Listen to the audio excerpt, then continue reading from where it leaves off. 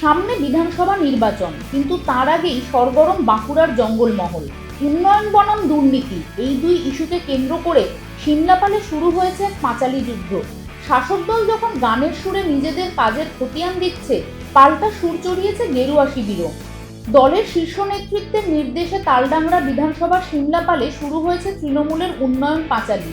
বিধায়ক ফাল্গুনী সিংহের উপস্থিতিতে সরকারি প্রকল্পের সুফল সাধারণ মানুষের কাছে পৌঁছে দিচ্ছেন শাসক নেতৃত্ব।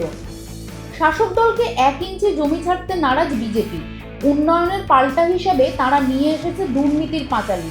সারাদিন টোটোতে মাইক বেঁধে গানের সুরে সুরে শাসকের বিরুদ্ধে দুর্নীতির অভিযোগ তুলে ধরছে গেরুয়া বাহিনী। 26-এর মহারণের আগে জঙ্গলমহলের ভোটযুদ্ধের সুর বেঁধে দিচ্ছে এই পাঁচালী।